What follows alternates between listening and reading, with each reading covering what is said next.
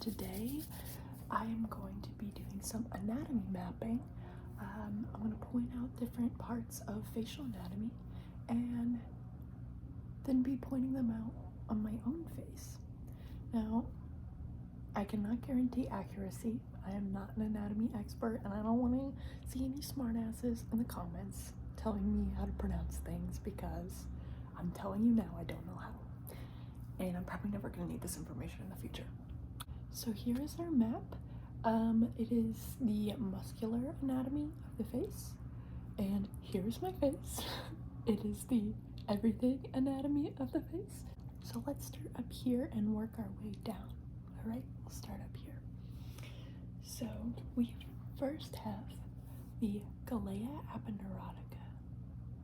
Galea aponeurotica. That should be on the top of the head.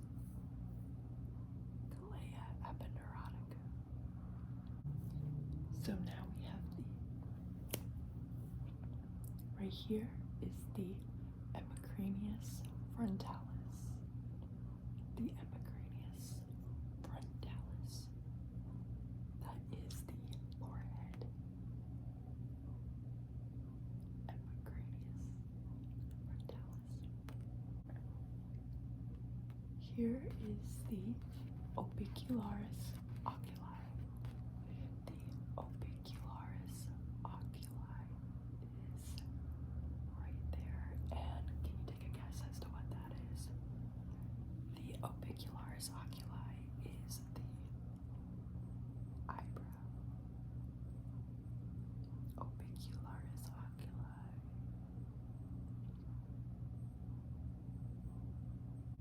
Orbicularis oculi are your eyebrows. Right here, the levator labii superioris falls right about here on the face. I'm assuming over here as well. Levator labii superioris. Right here is the zygomaticus major and the zygomaticus minor. Alright, it's right here. So that translates to about right here. The zygomaticus major and the zygomaticus minor. Right there on your cheeks. Now this one is pretty obvious. It's the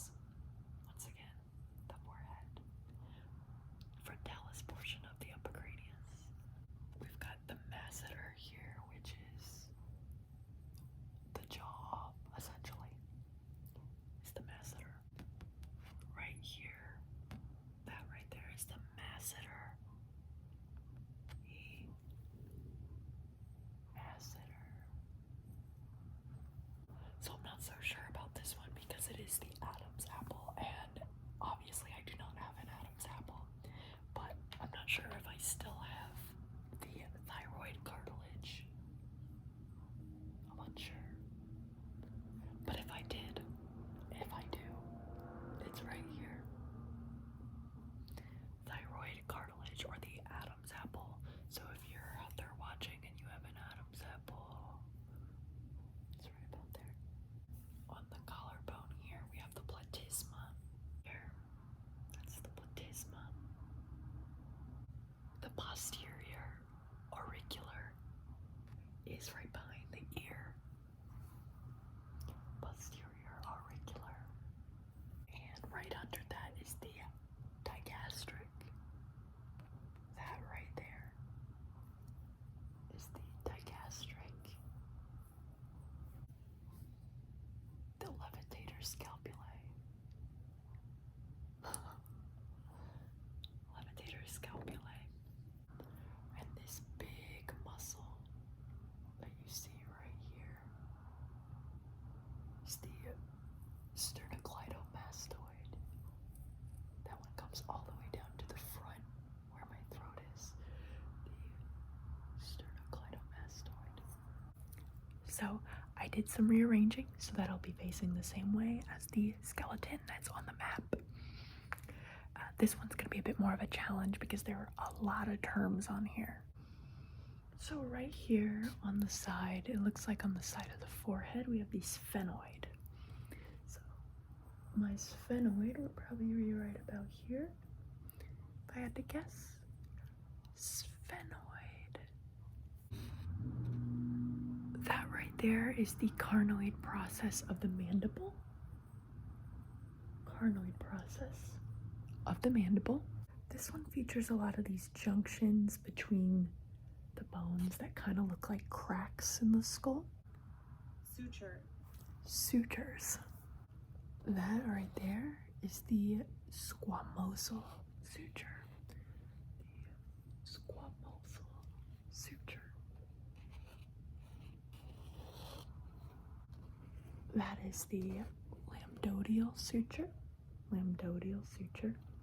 And right there on the back underneath that suture is the occipital bone, which is the back of the head. The occipital bone, right there. I like this one a lot because I've never heard the scientific term for the ear, but this one is the external acoustic meatus. External acoustic meatus.